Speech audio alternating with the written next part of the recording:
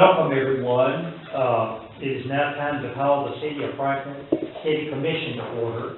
This will be a regular meeting, and at this time, I will ask Reverend Daniel A. Van Beek. He's the pastor of the Presbyterian Church to come and open us up with a word of prayer. Thank you very much.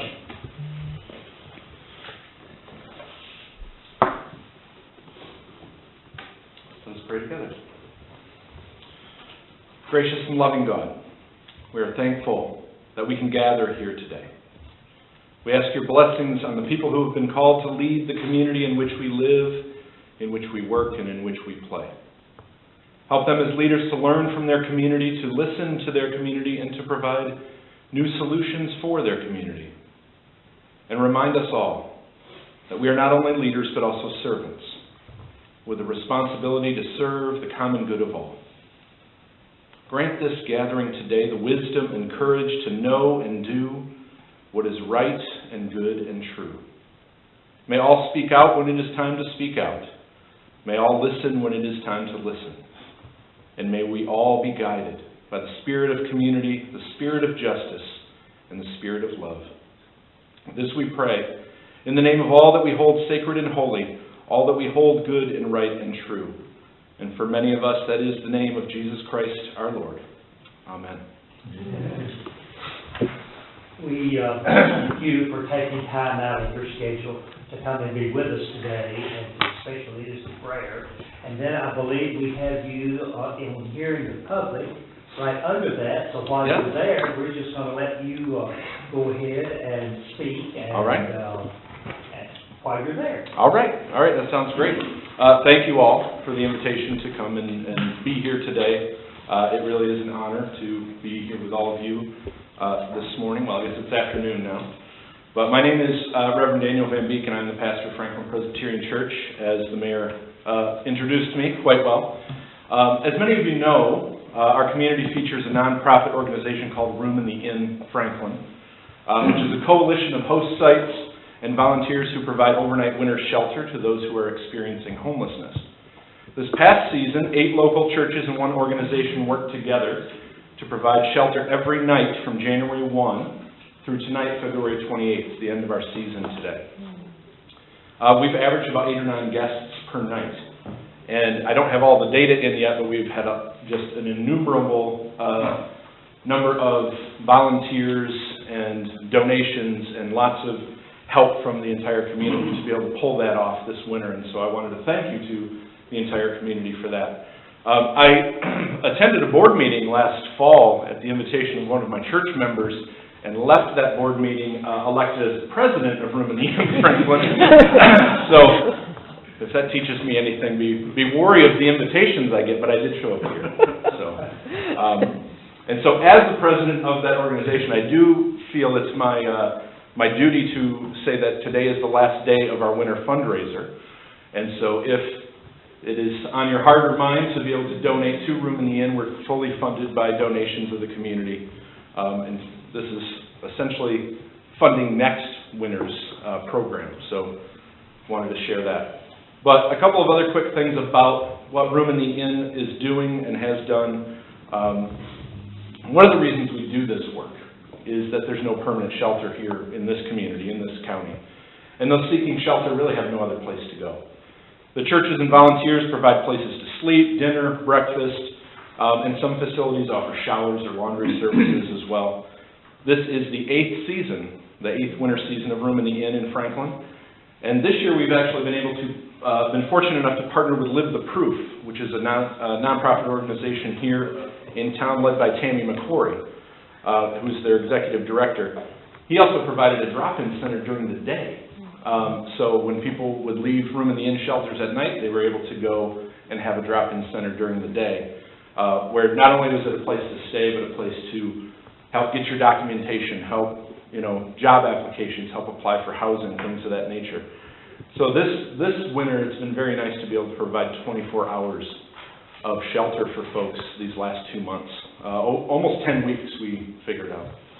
But as part of this work, we tend to learn the struggles and the needs of those experiencing homelessness and the difficulties obtaining that documentation that you need, your birth certificate, your social security card, your ID, that you need for housing assistance, that you need for employment, that you need for a variety of things.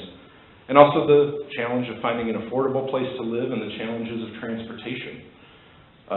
One of the difficulties about learning from folks who are going through these struggles is that our host sites and our volunteers really don't have quick answers or solutions when they're asked questions. And one of the ideas that arose out of this experience of our volunteers was to hold a community town hall about housing in Franklin and Simpson County. And Franklin Presbyterian Church will be hosting that this Friday, March 4 at noon. And Mayor Larry Dixon has graciously said he will attend. And I also have Judge Executive Mason Barnes lined up, and any and all of you who would like to attend that at noon on Friday over at the Cornerstone Building at the Presbyterian Church. The program will consist of just some time to share current and future plans for housing in the city and the county, and then also some time for folks to ask questions or provide information to all of you about what they're experiencing as well. I also have heard from some contractors who are planning to come and some other folks who are planning to come to hear and even maybe share some of the things they know about the situation in our county and in our city. And I would be remiss not to say that there will be, since it's at noon on Friday, there's also a fish fry fundraiser happening that day at the Cornerstone for Live the Proof, that organization. So that's happening from 11 to 1. So even if you don't make it to the meeting, come and get some fish and support that good organization. So that's about all I have to say. Thank you for your time today. And if anybody has any questions for me or thoughts you want to say. I just have a couple of questions. Yeah. I guess my first one, I had noticed over the past couple of years at least, I've heard of a need for homeless shelters in this community. And unfortunately for me, when I think of homelessness, I never think of the small communities that Right. have these issues like that. But we do. It seems to be a growing number. And so I think it's wonderful what you guys do. I guess my question is, as far as the fundraising, do you have a number of estimated costs to run this overall program? Yeah. Our annual budget ranges somewhere between $5,000 and $8,000. Okay. That goes for a variety of things. That helps us provide all of the equipment and supplies that our host sites need. We have bedding pads, cots, bedding. We help support by purchasing the materials for the meals and those kind of things. Also some of our cleaning and sanitizing equipment that the different host sites use. Also, because we want to provide coverage every single night during the season, if we do not have a host site or enough volunteers, we will put folks up in local motels for the night. If they register for the night and we cannot provide a space, some of that budget goes toward that as well. We want to make sure that even if we don't have a host site or don't have enough volunteers, that we're keeping folks out of below freezing temperatures overnight. Our goal is to provide that shelter so people aren't dying out there in our community just because they didn't have a place to sleep that night. So that's primarily where our budget goes to. Now this winter, as I mentioned, we only had one night the entire winter where we didn't have a host site. And that night we technically did have a host site, but we had at least three or four of the guests had tested positive for COVID that day. And so to be cautious, we used motels for everyone that night, just to be on the safe side. But does that answer your question, or at least start to? No, it does. Okay. It really does. I have a question Yeah. as well. I'm curious, you said you have an average of 8 to 9 per night. Yeah. Are these mostly single people or families? We've had families this winter and in the previous winter as well. And it's hard to say. Some are couples who they're either married or together as couples, but I would say it's probably half and half between couples and single people. And we've had a number of families with children as well during this winter. Do you know, I know you're just doing this from January 1 to February 28th, but do you feel like these are temporary homeless situations, or could it be possible that these are a long-term situation for some of these? Folks, yeah, that's a great question. Some folks are temporary, very temporary. Sometimes it's a night, sometimes it's a weekend, sometimes it's a week. Some people, it is more chronic. On a variety of reasons, sometimes it's exactly what I had mentioned earlier, a lack of documentation. And it takes a long time. If you find yourself outside of a home and you don't have your birth certificate anymore because it was in your home, maybe you had a fire or something, you lost it or whatever happened, it takes a long time to get another one. There's a lot of hoops to jump through. So sometimes the chronic experience of homelessness is because it's hard to kind of get back on the wheel. Sometimes it is because folks are just struggling to find a way to get out. And that can be a variety of reasons. But I've only been here now 2 winters and been part of this, but what I have seen is a mix of those two things. There's some people it's very immediate for a day or two. Some people it's kind of for a season, and other people it is unfortunately the only life they've got right now. I guess you get put up with my wife a good bit, Donna Dixon. She's very involved. Yes. And appreciate the work that you all do. And I'm very familiar with it because I hear about it. That's good. Well, as volunteers, our folks are often sharing the word about it and getting more people involved. So, but of course, you can never have too many volunteers for things like this. So we're already starting to plan for next winter, even as this one's closing up. Do you mind if I just make a comment? Well, yeah. The partnership between the Room in the Inn and the Clothes Closet at the Presbyterian Church and Live the Proof, they work well together to get people ready to get jobs so that they can get housing. And so the first part is you have to be presentable. You have to have your documentation. And that'll take a little bit of time, but we've had tremendous donations from the community for the Clothes Closet as well to get people up and at them. And we also work as an out program as well to hopefully end the homelessness and give them opportunity to get re-enter those, especially those maybe chronic. To re-enter. Okay. And that's the other thing, re-entering community. If we can help them get up that hump, and then they'll take off. But and then transportation is another issue sometimes to work, and that's something that they've been looking at as well. Yeah, I'm glad you brought that up, Debbie, because that partnership with Live the Proof has been really good. Because during that day center, that drop-in center, they've been doing a lot of. Obviously the overnight part is just to give people a place to sleep and give them a place they can sleep. We're not going to do a bunch of work in the middle of the night. During the day, he's been able to do a lot of that kind of work.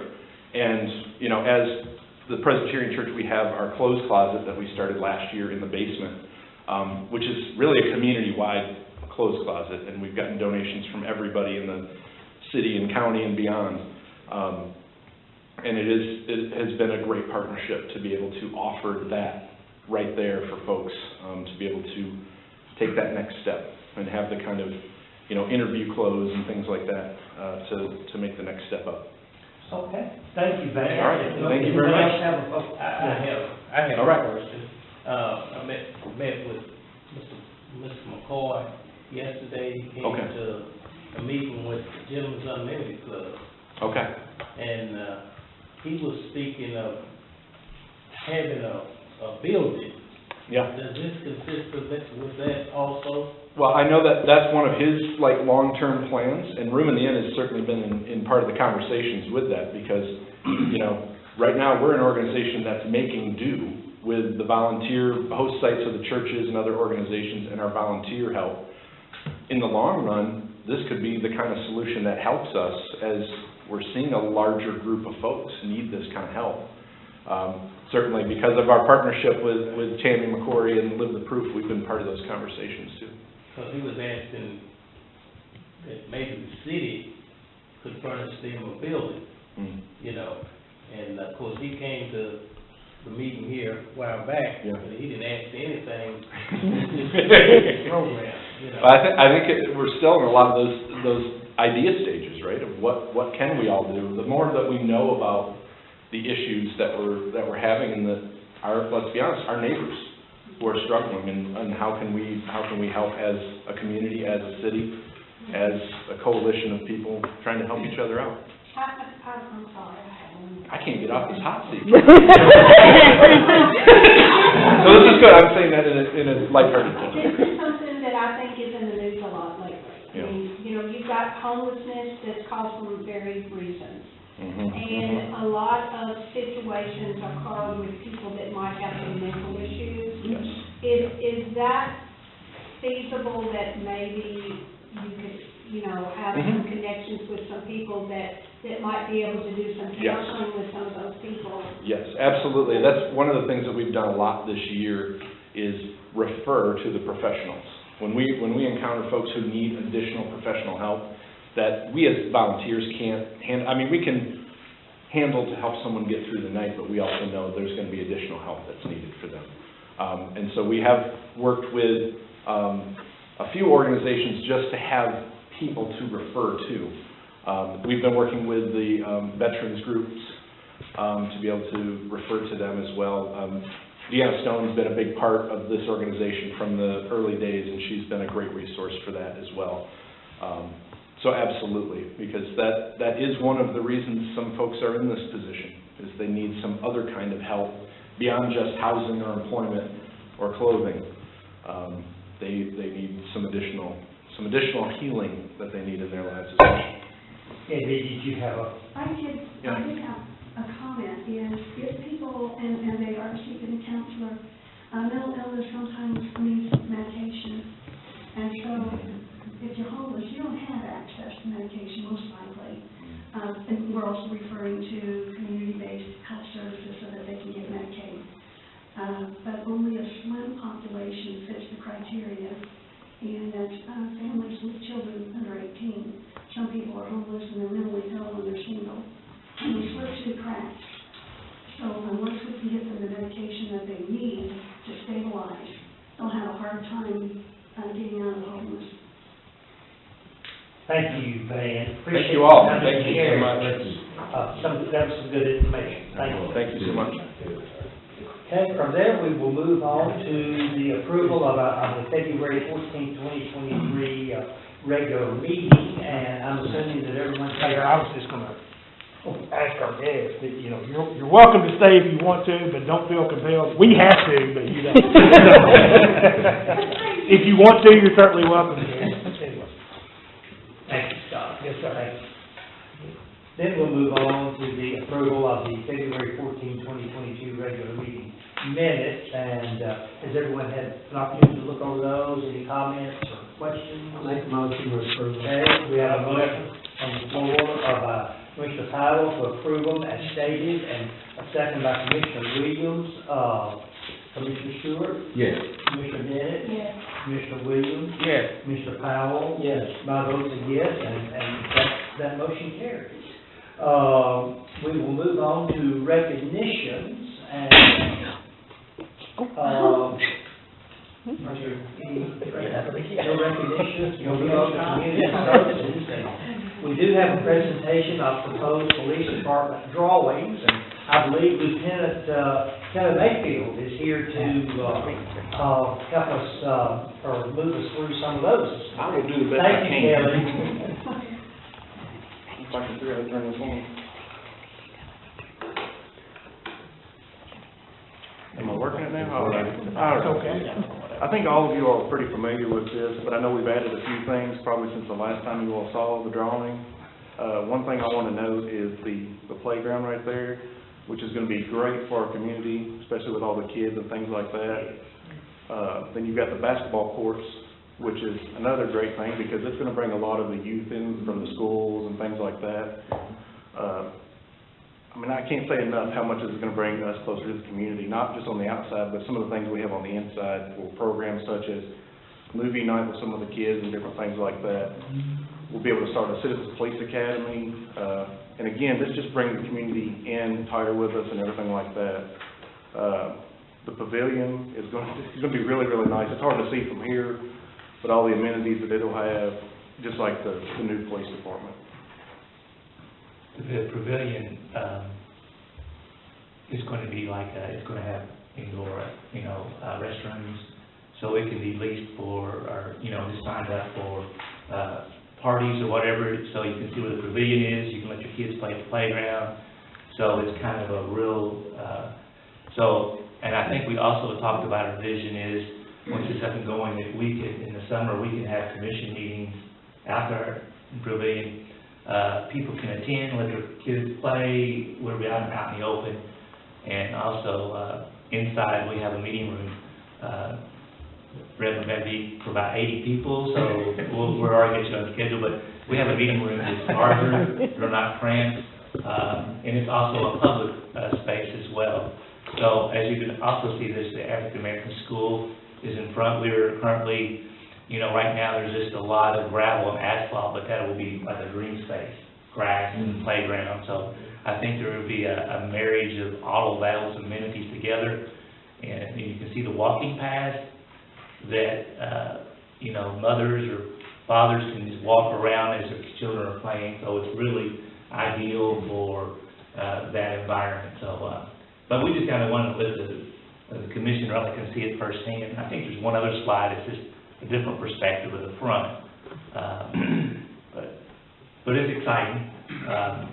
The one thing that we're a little bit lagging on the schedule, we were hoping to be a little bit further on. We're probably about 60 days behind, but we were looking at probably April or May, kind of doing the excavation, making it pad ready. And if things go accordingly, maybe August, September to be actually building. So, any questions? I mean, this is something that's been a long time coming, but. Have you let the bids out yet? No. Carol won't let me. We got to approve some money and some moving some things around, but we should be ready for the bid package probably by the end of March or 1st of April. So, we'll talk more in detail, but this is kind of where the site plan is kind of what it's looking like. And then the other thing you can't see on this, but, P Ridge is be connecting to Liberty. We will make sure that there are sidewalks from the schools to this site.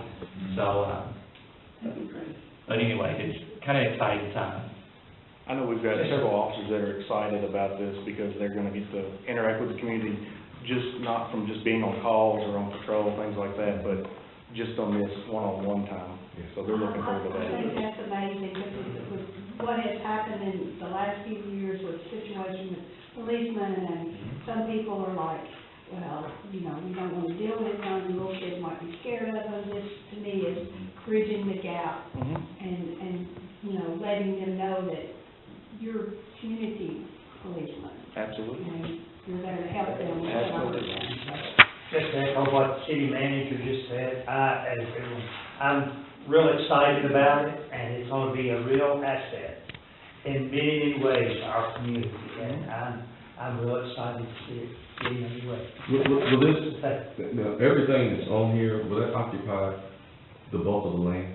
No. No? You can see to the right, Kelly, where the pictures is to the right, it's just a lot of open space. All of this here is open. Will that be the rear of it?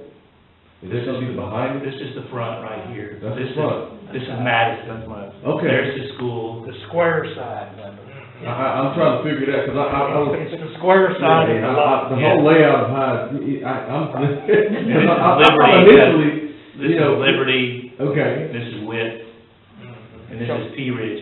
I think you used to live right here. Yeah. Hey, I didn't sell that house to No, you didn't, but you used to live there. But Yeah. we have a tree in memory right there. Appreciate that, kid. I appreciate that. And that's the dog's back. I'm trying to sort out, the layout, cause it seemed like in my mind, I was thinking that the PD itself would be a little closer to Madison Street, but I guess some of the drawings have changed, or I just have a misconception of how it was. This is the That front. doesn't make no difference. That's the front facing Madison right there. Okay.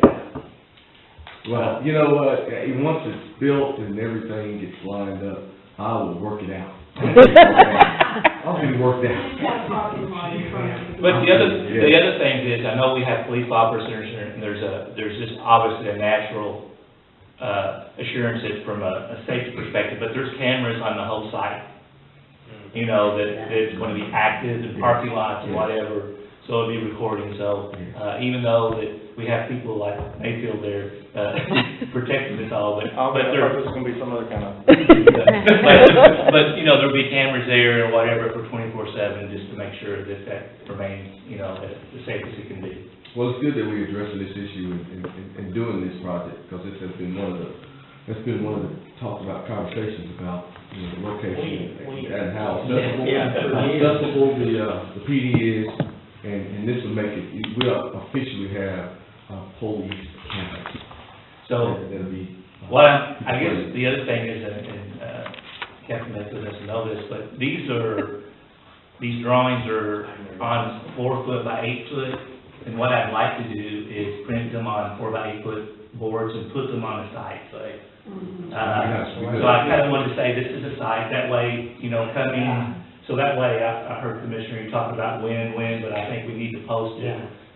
So at least give the community, this is where we're going with it, And that land, on this side of Pea Ridge, is that some of the property that we own? yeah, Or just so which that is off could be- screen here, but Okay. it's kind of down below, but So yeah, that could be for future expansion if Yeah. it needs to be. absolutely.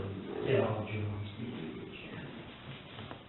Looks good. Thank Thank you, I appreciate you bringing that to us, that's exciting. Thank you. Yeah, thank you. Sooner the better. I agree. Finally gets them out of a building that's smaller than most people's houses. Yeah. It's like a maze getting in there. That was too small. We'll move on to general government, and that will be discussion regarding upcoming joint city-county special call meeting. Tuesday, March 1st, and that's tomorrow. Just, Kenton, do you want to? No, I had Kathy put that there just as a reminder. And one thing is, I'm excited about March 1st.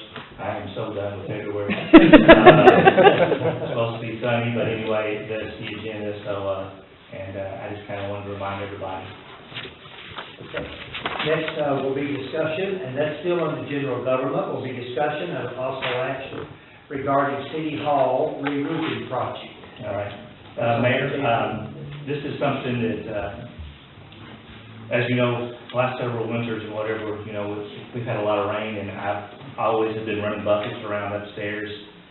We fix leaks, and leaks pop back up, and it's just, I kind of go in the tap. It's time because, to get there's 5 roof sections to kind of get it all re-roofed. We have the whole second level of this City Hall available for future opportunity. And the first thing, if we look at doing that, we need to get the roof fixed. I've been up there on the roof, not with Randy, but with a consultant. There's 5 different roof types, or all different types of building materials, metal, galvanized, the shingles. It's just, it's amazing, and some of it was installed correctly, some of it from the time of day, it was probably correct.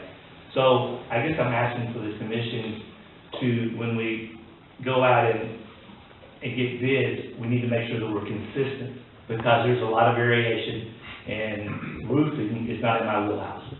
So we're asking for a consultant to come in and put specifications together. It will be built with this type of roof material, and this flashing, and it takes an expertise.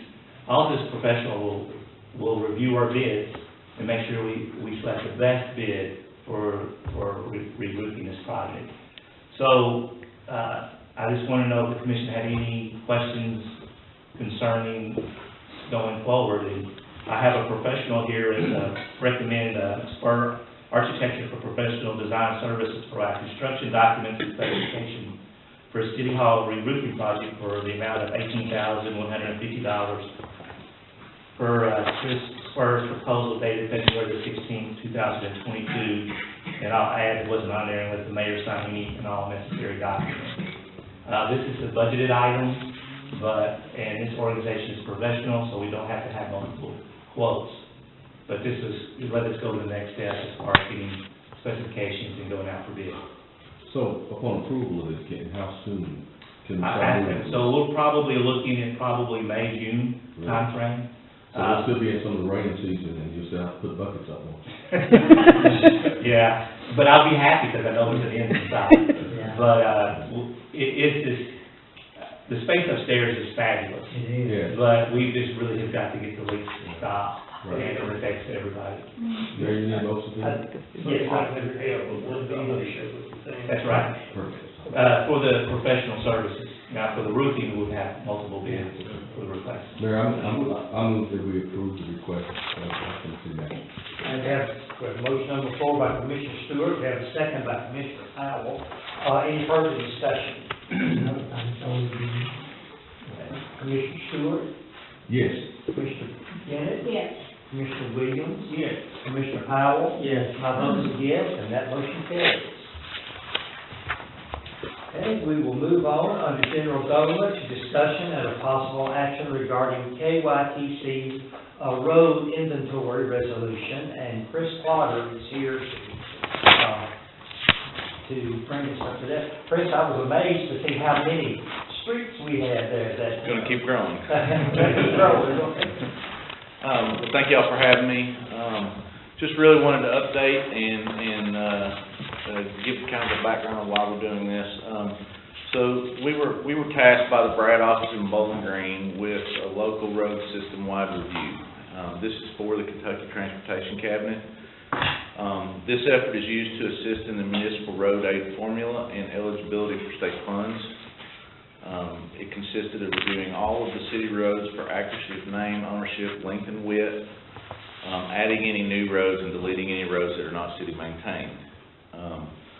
This took probably about a month to go through and verify, and had some input from people like Scott, you know, that caught some things that we might not have caught, but it was a pretty big effort. And then we had a follow-up meeting with the Brad office to make any appropriate changes to those inventories. But as a part of this review process, the Transportation Cabinet has asked to pass a resolution in regards to the system-wide review.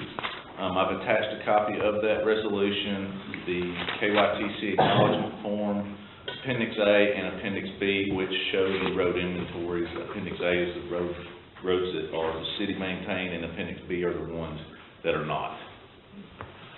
And Mayor, if I can, let me point out a couple of things. Sure. First of all, Chris has been doing a great job.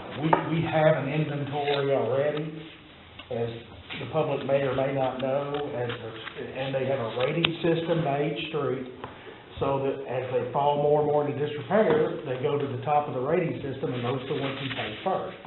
And we've been doing that for years and years.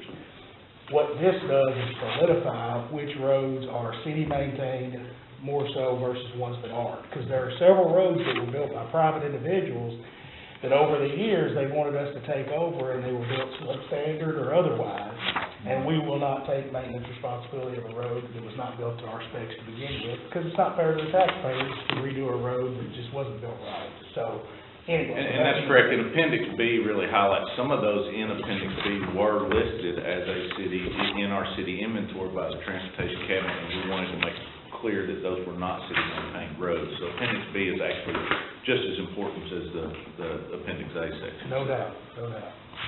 So, I wanted to clarify that for the commission. So with that, the proposed motion would be request approval of the attached resolution and have the mayor sign all necessary documents. You heard the motion? Okay. Okay, motion by Commissioner Bennett, second by Commissioner Williams. Any further discussion? Commissioner Stewart? Yes. Commissioner Bennett? Yes. Commissioner Williams? Yes. Commissioner Powell? Yes. That motion carries. My vote's yes. Okay, we'll move on to discussion and a possible action regarding, Motorola payment terms for radio communications equipment purchase. And, Carol? Yes. Will take that for us. All right, so we've had a couple of discussions already about how we're going to pay for the emergency communication system. We had some more conversations with Motorola last week, week before, and finally have it all, I think, nailed down this time. We just did a budget amendment that allowed us to pay the first portion of the payment plan, and you guys had approved that. There was also, in addition to that payment plan, there was a 5-year lease, but that lease included about $82,000 of interest expense, which both the city and county felt there was no need to do that. We have the money through the federal funding, so why not just make those payments and not incur the extra cost? So Motorola has agreed to that, and as long as we pay the full $1.475 million by April, like the 1st of April, they would waive all interest that has already started to accrue. So that would save us that $82,000. So our half of that is about $738,000. We will need to do another budget amendment. So in March, we'll do a budget amendment to ratify that payment, and then we'll make that at the end of March so that it meets that timing. So this will be in the discussions for tomorrow with the joint meeting. So today, we don't really need to take any action. I just wanted to explain that to you, how it's gonna work and the timing. Any questions? And all of you all, just for information that are here, this is coming from federal funding, and Through the coronavirus. yeah. Okay, then, any more, anything else here? No, thank you. We'll move on then to discussion and possible action regarding proposed ordinance adopting new and amended subdivision regulations. And Scott Crabtree will. Mayor, I don't really have anything to discuss. I put that in there for informational purposes. Planning and zoning met last week. They approved it, kicked it back over to us. As you all know, we've beat this to death over the last year and a half, and I think we've got all the bugs out and ready to go. So we just need to have an ordinance, first reading of the ordinance to approve it. Okay. All right. Thank you, Scott. Okay, that's all we have under general government. I don't think we have anything on public services, public safety. Under utilities, we have discussion and a possible action regarding engineering services contract, and Kenny Massey will bring that up today for us. Thank you, Kenny. Thank you, Mayor, Commission. We've got a couple projects we need to get engineered on some old infrastructure. One is being on Brevard Street, one is being on 31W North, right there in front of KFC in that area. It's just old galvanized lines, and trying to upgrade them to some 6-inch PVC for better fire protection for those areas, and just bring it more up to date for all the development. One is the 31W North. This project will consist of replacing 880 feet of 2-inch galvanized water main with a 6-inch PVC water main that runs parallel with North Main and 31W on the east side. Project starting at Clare Avenue, going south to Clare Avenue. The second project would be Brevard Street. This project will consist of replacing 800 feet of 1.5-inch galvanized water main with a 6-inch PVC water main, starting at Roosevelt Street and Brevard Street intersection, going south to Walker Street and Brevard Street intersection. I might add on that one, Kenny, that does not, even on that 1.5 inch on Brevard, that's not a big enough line to provide fire protection. So adding the 6-inch line will add fire protection to that street that is not currently there. So that's a big project to add fire protection in that area. And I think we've got like 14 houses on a little inch and half line. Will that additionally give them better water pressure too in the area? Yes, a little better water pressure, more volume. Volume more than pressure. they won't have the effect when a neighbor turns on, Oh, yeah. because it's gonna kill theirs, you know? Well, that's a good point. That's right.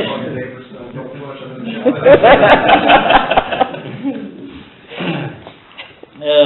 I would like to recommend the approval for Water Management Services LLC to engineer the 31W North and the Brevard Street water main replacement. And a portion of these projects, if not all, will be funded through the Cleaner Water Allocation Funds being distributed to the KIA and the Brad office. The price for these engineering, for these two projects is $6,000.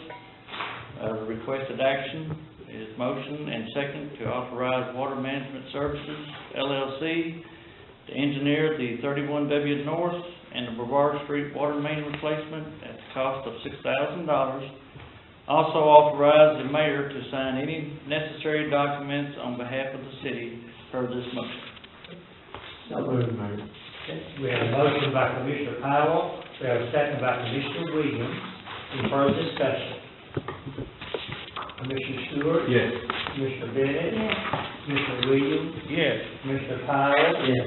My vote's a yes, and that motion carries. Thank you, Bob. Kenny. Go to work, Kenny. Well, thank you. That will move us on to ordinances, and that'll be page 47, and Ms. Kathy Dillard will take those for us. Thank you, Mayor. We'll have second summary reading today of ordinance number 2022-002, an ordinance amending the annual budget for the fiscal year beginning July 1, 2021 and ending June 30, 2022 by estimating revenues and appropriations. I will read today the total change in fund balance for revenues and appropriations. Total change in revenues or amended to for general fund, $9,498,050. Stormwater fund, $295,699. Utility fund, $5,601,869. Sanitation fund, $1,096,198. Municipal aid fund, $425,437. Cemetery fund, $275,981. Perpetual care, $11,698. Total appropriations amended to general fund, $8,869,687. Stormwater fund, $260,476. Utility fund, $5,436,189. Sanitation fund, $784,050. Municipal aid fund, $231,000. Cemetery fund, $218,702. And I will need a first and second motion for approval. We have a motion by Commissioner Bennett, I'll second, Mayor. second by Commissioner Stewart, and we will have a roll call vote. Commissioner Stewart? Yes. Commissioner Bennett? Yes. Mayor Dixon? Yes. Commissioner Williams? Yes. Commissioner Powell? Yes. And that ordinance passes unanimously. We'll move on into second summary reading of ordinance number 2022-004, an ordinance rezoning approximately 47.87 acres as follows. Approximately 8.757 acres from AG Agriculture to B4 Highway Business District. Approximately 16.033 acres from AG Agriculture to R2 Single Family or Two Family Residential District, including townhouses, and approximately 23.080 acres from AG Agriculture to R1S Single Family Residential District, all located on the south side of Kentucky Highway 100, adjacent to the Sanders East Industrial Park by Louis Summers, James Irvin Summers, and John Howard Summers as co-trustees of the L.L. Summers Testamentary Trust, and Gary Lane Summers as trustee for the Gary Lane Summers Revocable Trust. And I will need a first and second motion for approval. So moved. So moved by Commissioner Powell. Second by Commissioner Williams, and again, a roll call vote. Commissioner Stewart? Yes. Commissioner Bennett? Yes. Mayor Dixon? Yes. Commissioner Williams? Yes. Commissioner Powell? Yes. And that ordinance passes unanimously. We'll move on and do second summary reading of ordinance number 2022-005, an ordinance of the City of Franklin, Kentucky approving a water purchase contract with the Simpson County Water District and authorizing the mayor to sign. Need a first and second motion for that also. We have a motion by Commissioner Bennett, Second. second by Commissioner Stewart, and again, that will be a roll call vote. Commissioner Stewart? Yes. Commissioner Bennett? Yes. Mayor Dixon? Yes. Commissioner Williams? Yes. And Commissioner Powell? Yes. That ordinance passes unanimously. And we will move on to do second summary reading of ordinance number 2022-006, an ordinance confirming sale and awarding natural gas franchise, an ordinance confirming the sale and awarding a non-exclusive natural gas franchise to Atmos Energy Corporation for a term of 20 years for the construction, operation, and maintenance of a natural gas distribution system along and under public right-of-way within the City of Franklin, in return for which the franchisee shall pay to the city an annual sum equal to 1% of the gross revenues derived from the franchise awarded herein. I will need a first and second motion for approval. So moved, Mayor. So moved by Commissioner Williams, second by Commissioner Powell, and roll call vote. Commissioner Stewart? Yes. Commissioner Bennett? Yes. Mayor Dixon? Yes. Commissioner Williams? Yes. Commissioner Powell? Yes. And that ordinance passes unanimously. And we will move on and do first summary reading of ordinance number 2022-007, an ordinance adopting new and amended subdivision regulations for the City of Franklin, Kentucky. This concludes the first and/or second summary reading of these ordinances. The full text is available at City Hall at the office of the city clerk during normal business hours and will be available on the city's website upon passage and publication. Thank you, Kathy. Thank you. You got a workout today. We did. Yeah, we're through with a bunch of second readings. We need to load her back up. This will move, from here, this will move us into executive session. And that will be, under executive session, that will be land acquisition and deliberations on the future acquisition or sale of property by a public agency where publicity would be likely to affect the value of a specific piece of property to be acquired for public use or sold by a public agency, and that's under KRS 61810-1B. Also under executive session will be litigation, and that's discussion of proposed or pending litigation under KRS 61810-1C. And I will need a motion to go into executive session. So, Mayor. Motion by Commissioner Stewart, second by Commissioner Williams. All in favor, aye. Aye. That motion carries, and we now move into executive session. Motion that we come out of the executive session. So moved. We have a motion by Commissioner Bennett, second by Commissioner Powell. All in favor, aye. Aye. The motion carries, and we're now in regular session again. And we have no motions to bring before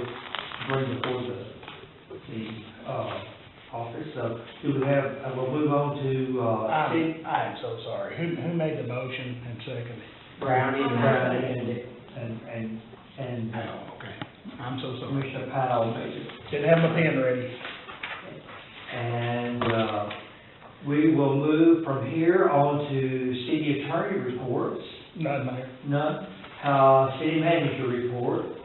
Yes, Mayor, I guess recently, I think in your packet on page 105, we've got an invitation for the African American Heritage Center, the opening of the John J. Johnson exhibit on the African American Center. And I think it's March 11th and 12th, which is a lot of activity going on, but I think, from what I understand, for the opening, there is some small little projects that Scott kind of has to be complete by March 11th, and just kind of made note of the request for some small funding, about $2,500. So I guess I'm asking the commission to grant me the authority to provide $2,500 to the historical district so they can finalize that, so they can have the opening. They're down to the final stretch, and we didn't want just a little bit to kind of slow it down, so I was just curious of getting the commission, but it's late notice, but I thought while we were all here, I could kind of table or kind of answer any questions you may have. They did get their banners up. Yes, Okay. yes, they did. So this kind of just give the money in that conduit, and then I think they got some sidewalk cleaning, they got some stuff that they need to brush up and everything, and this will let them just to go and get it ready for the opening. You need a motion for that? You do, I'll make it. He's got that spending authority, but it probably wouldn't hurt. I'll make the motion. Okay, I make a motion, and a second by Commissioner Williams. Any further discussion? Okay, we'll take a roll call vote. Commissioner Stewart? Yes. Commissioner Bennett? Yes. Commissioner Williams? Yes. Commissioner Powell? Yes. My vote's a yes, and that motion carries. Thank you, that's all I have, Mayor. Okay. We will move on to other commission business, and Commissioner Stewart, we'll start with you. Okay, Commissioner Bennett? Commissioner Williams? I don't have anything there.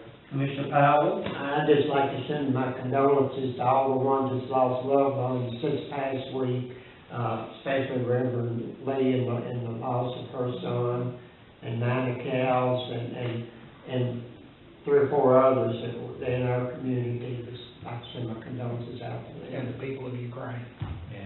And I'll make a motion with adjourn. We have a motion by Commissioner Powell to adjourn, and a second by Commissioner Bennett. All in favor, aye. Aye. Okay, we stand adjourned.